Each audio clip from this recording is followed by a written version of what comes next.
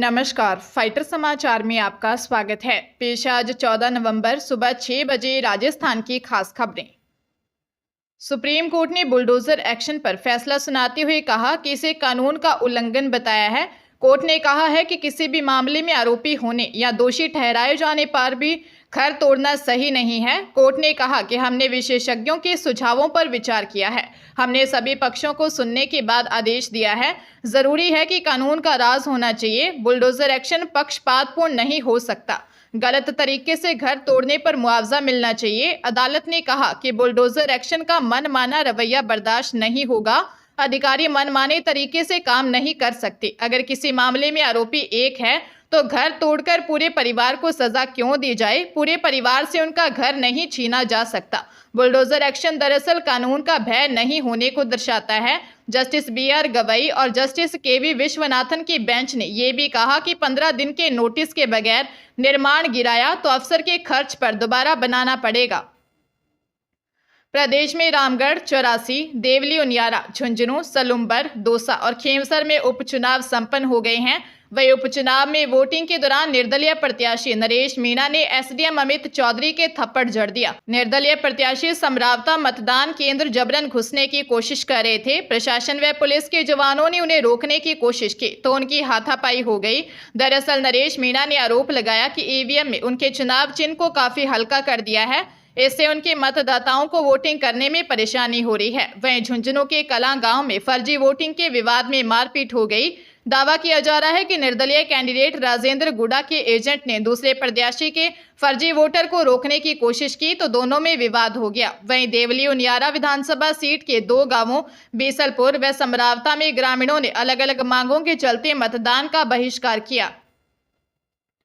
Jaisalmer ACB team ने कार्रवाई करते हुए रामगढ़ थाने के SI Ramlal Jat, head constable Lakshmi Narayan व दलाल अजय पाल सिंह को 6,000 रुपये की रिश्वत लेते हुए रंगे हाथों गिरफ्तार किया है। परिवादी ने ACB को शिकायत दी कि उनके खिलाफ पूर्व में दर्ज आबकारी अधिनियम के मुकदमों में मदद करने, जब्त बाइक छोड़ने तथा किराना की दुकान पर बार बार तलाशी नहीं लेने की एवज में पुलिस अधिकारी दलाल के माध्यम से 10,000 रुपये की मांग कर परेशान कर रहे हैं। ASP नरपत चंद के नेतृत्व में टीम ने शिकायत का सत्यापन करने के बाद sub inspector Ramlal Jat, head constable Lakshmi Narayan व दलाल अजय पाल सिंह को परिवादी से 6,000 की रिश्वत लेते हुए रंगे हाथों गिरफ्तार किया है। आरोपियों से पूछताछ की जा रही है।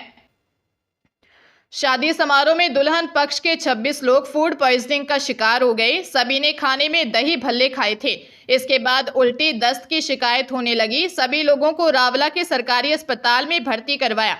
सूचना मिलने पर तहसीलदार रामस्वरूप मीणा भी मौके पर पहुंचे। मामला अनूपगढ़ जिले की रावला मंडी का है। तहसीलदार ने बताया कि कुम्हार धर्मशाला में नाई समाज की लड़की की शादी थी। समारोह में दही भल्ले खाने के बाद 26 लोगों को उल्टी, दस्त और पेट दर्द की शिकायत हो गई, जिससे 10 महिलाएं, 7 बच्चे और 9 पुरुषों की तबीयत बिगड़ी है। सभी बीमार लोगों को इलाज के लिए रावला के सरकारी अस्पताल में भर्ती करवाया, जहां उनका इलाज जारी है। सभी मरीज दुल्हन पक्ष के हैं। प्रशासन द्वारा पूरे मामले की जांच की जा रही है।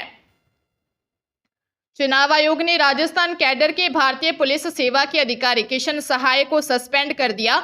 किशन सहाय मीणा IG मानवाधिकार के पद पर पुलिस मुख्यालय में तैनात थे। विधानसभा चुनाव के दौरान उनकी ड्यूटी झारखंड में लगाई गई थी। इस संबंध में चुनाव आयोग ने मुख्य सचिव राजस्थान को पत्र भेजा है। चुनाव आयोग ने पत्र में लिखा, झारखंड विधानसभा चुनाव में किशन सहाय मीणा को गुमला जिले में पुलिस पर्यवेक्षक के रूप में तैनात किया गया था।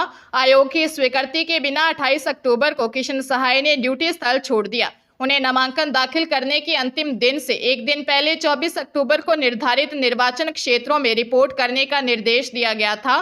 वही चुनाव आयोग ने इसे गंभीर माना। इस पर मुख्य सचिव और DGP को 11 नवंबर को पत्र जारी कर सस्पेंड करने के आदेश दिए थे।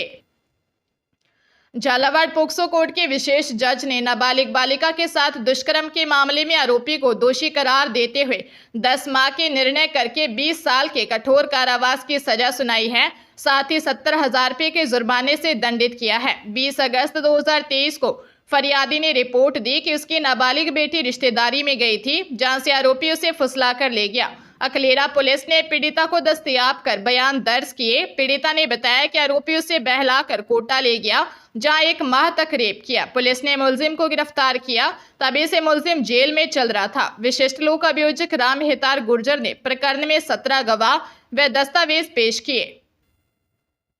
भरतपुर में महिला थाने में एंटी करप्शन ब्यूरो के छापे में लाखों रुपए बरामद होने की घटना के बाद एसपी मृदुल कछवाहा ने एसएचओ भवन सिंह और रीडर जय सिंह को निलंबित कर दिया है।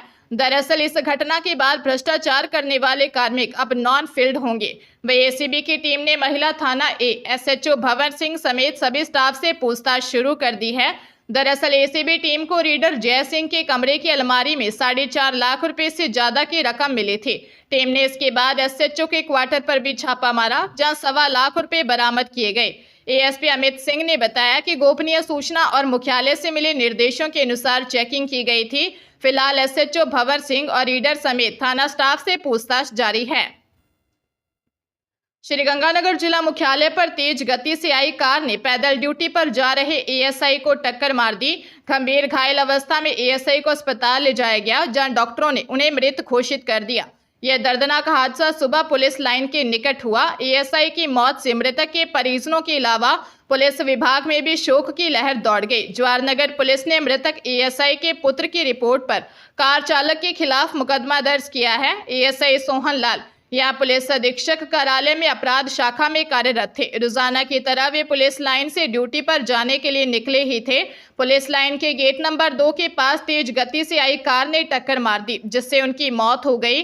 कार चालक नरेंद्र कुमार पुरानी आबादी थाना में कांस्टेबल के पद पर कार्यरत है। जम्मू कश्मीर लद्दाख में हुई हल्की बर्फबारी का असर अब मैदानी राज्यों में दिखने लगा। राजस्थान में रात के साथ दिन के तापमान में भी 3 से 5 डिग्री सेल्सियस तक गिर गए। हिल स्टेशन माउंट आबू में रात का तापमान 10 डिग्री सेल्सियस तक पहुंच गया। हनुमानगढ़ श्रीगंगानगर में दिन का अधिकतम तापमान 30 डिग्री सेल्सियस से भी नीचे दर्ज हुआ। मौसम विशेषज्ञों के मुताबिक उत्तर भारत में वेस्टर्न डिस्टर्बेंस एक्टिव है, जिससे जम्मू कश्मीर लद्दाख एरिया में बर्फबारी का दौर अगले कुछ दिन जारी रह सकता है। इस सिस्टम के जाने के बाद राजस्थान में 17 नवंबर से समेत अन्य राज्यों में तापमान में और भी गिरावट होगी। पिछले 24 घंटे के दौरान बाड़मेर, फलौदी, बीकानेर, चूरू, गंगानगर, हनुमानगढ़, जालोर, बारां, उदयपुर, जयपुर और अजमेर में भी दिन के अधिकतम तापमान में 1 से लेकर 5 डिग्री सेल्सियस तक गिरावट हुई। हरियाणा के करनाल में नवविवाहिता शादी के अगले ही दिन फरार हो गई। जब विवाहिता की सास बाथरूम गई तो वह जेवरात नकदी लेकर घर से निकल गई। ससुराल वालों ने काफी तलाश की, लेकिन कोई सुराग नहीं मिला। नवविवाहिता की सीसीटीवी फुटेज सामने आई है, जिसमें वह बाइक से उतरकर जाती हुई दिखाई दे रही है। घर से निकलते समय उसने गुलाबी रंग का लहंगा पहना हुआ था और सोने की बालियां, गले में सोने का हार, हाथ में सोने की अंगूठी और पैरों में चांदी की पायल पहनी हुई थी। उसके पर्स में 5,000 नगद भी थे। पीड़ित के पिता ने बताया कि मैंने अपने बेटे की शादी की बात दूर के रिश्तेदार से की थी। वह यूपी के किसी व्यक्ति को जानता था, जिसके जरिए दिल्ली के लोदीपुर में रिश्ता हुआ। 10 नवंबर को लोधी रोड स्थित मंदिर में शादी हुई। थाना कुंजपुरा पुलिस दुल्हन की तलाश कर रही है। नेशनल टेस्टिंग एजेंसी नई दिल्ली की ओर से जेईई मेन 2025 फर्स्ट सेशन की परीक्षा 22 से 31 जनवरी के बीच नए परीक्षा पैटर्न से होगी। परीक्षा पैटर्न में हो रहे इस बदलाव का प्रभाव प्रश्न पत्रों के स्तर पर भी पड़ेगा। यही कारण है कि विद्यार्थियों ने प्रश्न पत्र के स्तर एवं क्वालिफाइंग कट ऑफ को लेकर उत्सुकता भी है और असमंजस भी। शिक्षा मंत्रालय का मूल उद्देश्य नेशनल एजुकेशन पॉलिसी 2020 के पूरी तरह क्रियान्वयन करने के साथ एनईपी 2020 के तहत विद्यार्थियों के कॉन्सेप्चुअल अंडरस्टैंडिंग, लॉजिकल, क्रिटिकल व इनोवेटिव थिंकिंग का विकास करना है। इस उद्देश्य से आगामी स्कूली परीक्षाओं व प्रतियोगी परीक्षाओं के प्रश्न पत्र तैयार किए जाने हैं। स्कूली शिक्षा तथा प्रतियोगी परीक्षाओं में बेहतर समन्वय के लिए बोर्ड परीक्षाओं के पैटर्न में भी निरंतर परिवर्तन कर एमसीक्यूज प्रश्नों का समावेश किया गया है।